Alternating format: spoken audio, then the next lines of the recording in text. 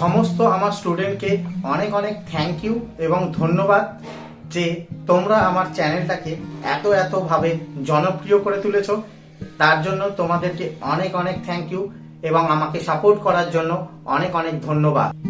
এর আগের ক্লাসে আমরা শিখেছিলাম গোল্ডেন রুলস এর বিভিন্ন রকম ভাগ, পার্সোনাল অ্যাকাউন্ট, ইমপার্সোনাল অ্যাকাউন্ট এবং রিয়েল এবং নমিনাল। তো আজকে পার্সোনাল অ্যাকাউন্ট নিয়ে আমরা বিস্তারিত আলোচনা করব। তো পার্সোনাল অ্যাকাউন্টে আমরা কি শিখেছিলাম?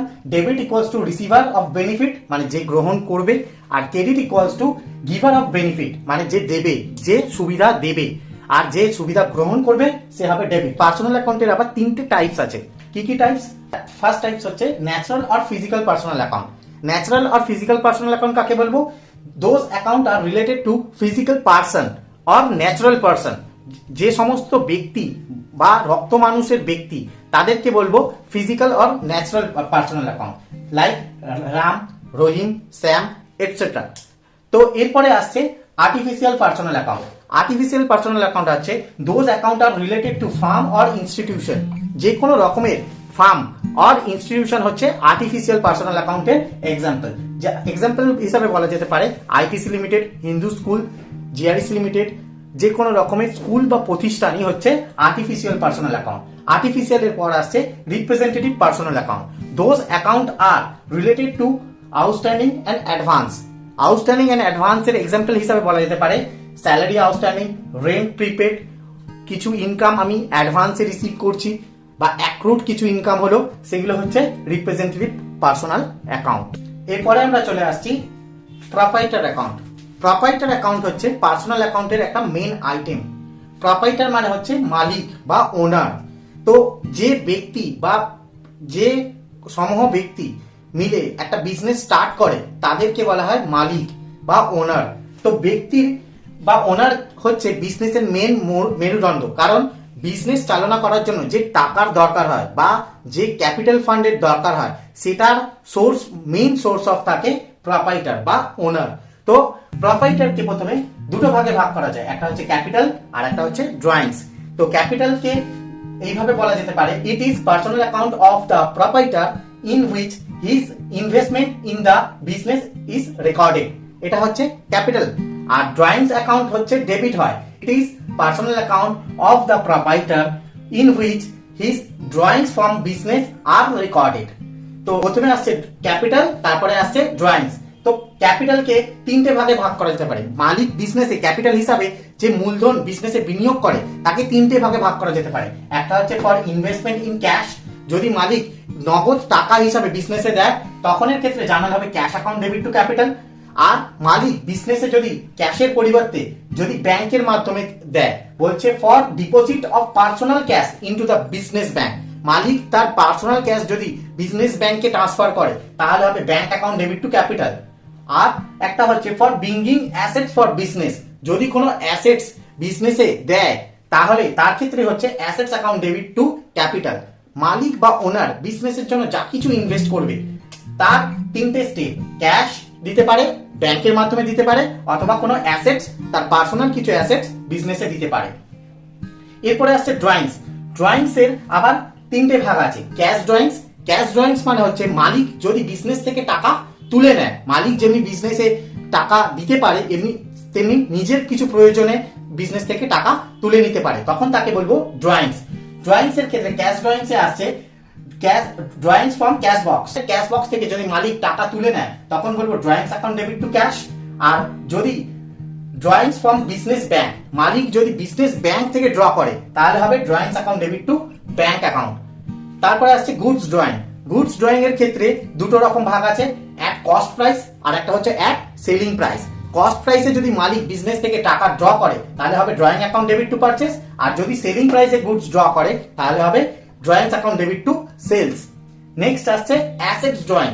অ্যাসেটস যদি কোনো বিজনেস থেকে কোনো অ্যাসেটস যদি মালিক তার নিজের পার্সোনাল ইউজের জন্য তুলে নেয়, যেমন ধরা যেতে পারে যে বিজনেসের যে চেয়ার টেবিলটা আছে তার পার্সোনাল ইউজের জন্য নিয়ে যাচ্ছে, তখন তাহলে হবে drawings account debit two assets. এবার আসছি ন্যাচারাল আর ফিজিক্যাল পার্সোনাল অ্যাকাউন্টকে ডেসক্রাইব করব। তো বা তার মাধ্যমে কিভাবে জার্নাল কি কি ট্রানজাকশন আমাদের কাছে আসতে পারে এবং সেই ট্রানজাকশন গুলোকে কিভাবে আমরা সলভ করব বা জার্নালে লিখবো সেটা আমরা এবার দেখে নেব। যে কোনো রকমের ব্যক্তি হচ্ছে ফিজিক্যাল আর ন্যাচারাল পার্সোনাল অ্যাকাউন্ট। তো ন্যাচারাল আর ফিজিক্যাল পার্সোনাল অ্যাকাউন্টের এক্সাম্পল হিসাবে ডেবিট ক্রেডিট কিভাবে করব, debit equals to receiver of benefit আর credit equals to giver of benefit, এটা আমরা আগেও দেখেছি। এবার সেই একটা এক্সাম্পল আমরা যাই যে গুডস যখন পারচেস করা হয় কোনো সাপ্লায়ারের থেকে, তাহলে যে মালটা যার থেকে আমি কিনছি তাকে কি বলবো, সাপ্লায়ার অর ক্রেডিটর। তো তার এক্সাম্পল হিসাবে বলা যেতে পারে পারচেস গুডস অন ক্রেডিট। তাহলে গুডসটা যদি আমি ক্রেডিটে কিনি তাহলে তখন জানা হবে কি purchase account debit two creditor or supplier, যার থেকে আমি ধারে মাল কিনছি। আমি যখন কোনো কিছু প্রোডাকশন করার জন্য কোনো র মেটেরিয়াল বা কাঁচামাল যদি আমি সাপ্লায়ারের থেকে কিনি, তাহলে সে হবে আমাকে মালটা দিচ্ছে, গিভার হচ্ছে, তাই জন্য সে হবে ক্রেডিট। কারণ পার্সোনাল অ্যাকাউন্টে credit equals to giver of benefit, যে মালটা আমাকে দিচ্ছে, সুবিধা দিচ্ছে, সে হবে ক্রেডিট, আর আমি পারচেস করছি, তাই purchase account debit two creditor or supplier. এখানে যদি আমি এক্সাম্পল হিসেবে বলতে চাই তাহলে লিখেছি কি goods purchase from Ismail rupees 30,000। আমি কি করছি, কিছু পণ্যদ্রব্য ইসমাইলের থেকে কিনছি রুপিস 30,000 এর মাধ্যমে।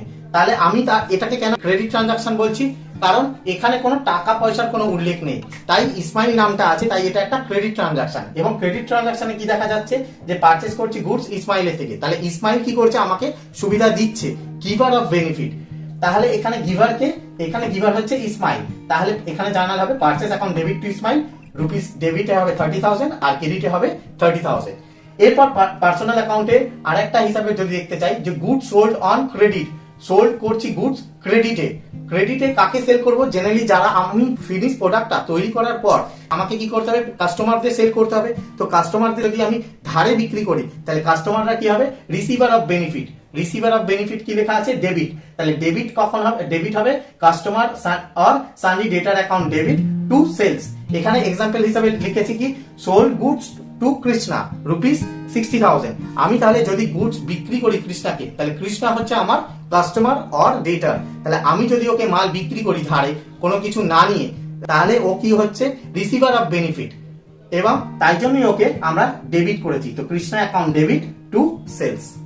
এইভাবে আমরা পার্সোনাল অ্যাকাউন্টের ফিজিক্যাল পার্সোনাল বা ন্যাচারাল পার্সোনালকে এইভাবে যে সব অঙ্ক করতে গিয়ে আমাদের যেসব ট্রানজাকশন গুলো বা লেনদেনগুলোর কোশ্চেনের মধ্যে থাকবে, সেগুলোকে আমরা এইভাবে সলভ করব, ফিজিক্যাল এবং ন্যাচারাল পার্সোনালের ট্রানজাকশন গুলোকে। প্রিপেড এক্সপেন্সেস এর ক্ষেত্রে জানা হচ্ছে prepaid expenses account debit to related expense. তো প্রিপেড এক্সপেন্সেস অ্যাকাউন্ট ডেবিট হবে আর রিলেটেড এক্সপেন্সকে ক্রেডিট করব। এখানে একটা এক্সাম্পল আমরা লিখেছি, rent paid rupees 15,000 out of which rupees 5,000 has been paid for the next year. তাহলে 15,000 টাকা টোটাল রেন্ট পেড করেছি আমরা, তার মধ্যে থেকে 5,000 টাকার রেন্ট আমরা পেড করছি ফর নেক্সট ইয়ারের জন্য।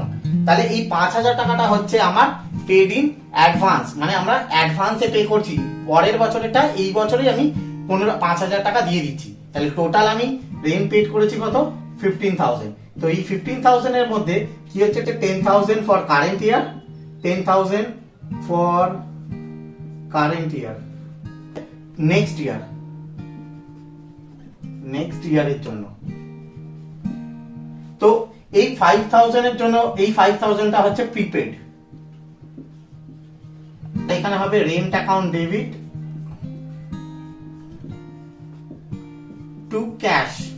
5,000 টাকা কি করছি, প্রিপেড দিচ্ছি, আগের বছরেরটা এই বছরে পে করছি, তার জন্য জানার হচ্ছে prepaid expenses to related expense. আমি কি পে করছি, রেন্ট, এটা হচ্ছে রেন্ট দিচ্ছি, মানে এখানে হবে প্রিপেড রেন্ট অ্যাকাউন্ট ডেবিট। তাহলে এখানে লিখি prepaid rent account debit to rent rupees 5,000। Prepaid এক্সপেন্সকে এইভাবে আমরা জার্নাল করব। এরপরে আসছি রিপ্রেজেন্টেটিভ পার্সোনাল অ্যাকাউন্টের আউটস্ট্যান্ডিং এক্সপেন্স। আউটস্ট্যান্ডিং এক্সপেন্সেসে কিভাবে, আউটস্ট্যান্ডিং এক্সপেন্সের জন্য হচ্ছে journal related expenses account debit to outstanding expense.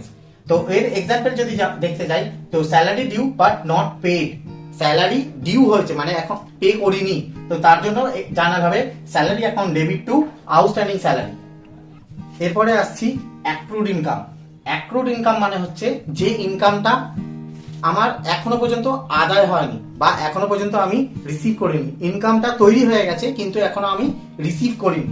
তার জন্য জানার হচ্ছে accrued income account debit to related income. Accrued income হিসাবে বলা যেতে পারে একটা example, interest on investment accrued but not received within the accounting year. বা ইনকাম ইন্টারেস্ট অন ইনভেস্টমেন্ট ছাড়াও হতে পারে স্যালারি বা কমিশন এখনো পর্যন্ত আমার বাকি আছে, রিসিভ হয়নি কিন্তু অ্যাকাউন্টিং ইয়ারের মধ্যে সেটা কমপ্লিট হয়ে গেছে। তো ইন্টারেস্ট অন ইনভেস্টমেন্ট মানে হচ্ছে আমি কোথাও টাকা ইনভেস্ট করেছি, সেখান থেকে কি পাবো, বছরের শেষে বা অ্যাকাউন্টিং পিরিয়ডের শেষে আমরা ইন্টারেস্ট পাবো। কিন্তু ইন্টারেস্টটা তৈরি হয়ে গেছে, জেনারেটেড হয়ে গেছে, কিন্তু এখনো সেটা আমরা রিসিভ করিনি। তার জন্য জানার হচ্ছে ইন্টারেস্টটা হবে ডেবিট আর অ্যাক্রুড ইন্টারেস্ট অন ইনভেস্টমেন্টটা হবে ডেবিট। তো accrued interest on investment account debit to interest on investment. এছাড়া ইন্টারেস্ট ছাড়াও হতে পারে স্যালারি হতে পারে, কমিশন রিসিভ হতে পারে, ঠিক আছে। এগুলো সব যদি অ্যাক্রুড থাকে তাহলে এই জার্নালটা তোমরা করতে পারো, accrued income account debit to related income. এর পরেরটা আসছি income received in advance. Income received in advance মানে হচ্ছে কোনো একটা নেক্সট ইয়ারের ইনকাম সেটা আমি এই বছরে রিসিভ করে নিচ্ছি। সেটা কমিশন হতে পারে, রেন্ট হতে পারে, স্যালারি হতে পারে, যদি আমরা ইনকামটা অ্যাডভান্সে রিসিভ করি। তার জন্য জার্নালটা হচ্ছে related income account debit two pre received income. এটা যদি আমি একটা এক্সাম্পল দিই, commission received in advance, commission আমি অ্যাডভান্সে রিসিভ করছি, কমিশন রিসিভ করছি ইন অ্যাডভান্স, তাহলে এর ক্ষেত্রে জানার হবে commission received account debit two pre received commission account, pre received commission account. 2000 টাকা ডেবিট হবে, 2000 টাকা ক্রেডিট। এই সমস্ত ক্রিটিক্যাল জার্নালের মাধ্যমে আমরা পার্সোনাল অ্যাকাউন্টটাকে কমপ্লিট করলাম। এই আশা করি তোমরা পার্সোনাল অ্যাকাউন্টটাকে খুবই ভালোভাবে বুঝতে পেরেছো এবং তোমরা এর পরবর্তীতে জার্নাল করতে গেলে পার্সোনাল অ্যাকাউন্টের উপর দিয়ে যা যা কিছু কোশ্চেন আসবে তোমাদের আশা করি করতে আর কোনো প্রবলেম হবে না। সমস্ত আমার স্টুডেন্টকে অনেক অনেক থ্যাংক ইউ এবং ধন্যবাদ যে তোমরা আমার চ্যানেলটাকে এত ভাবে জনপ্রিয় করে তুলেছো। এইভাবেই আমার পাশে থেকো, আমরা আস্তে আস্তে জার্নাল শিখবো এবং তাকে লেজার আরো বিভিন্ন রকম চ্যাপ্টার তোমাদের কাছে আমি তুলে ধরবো।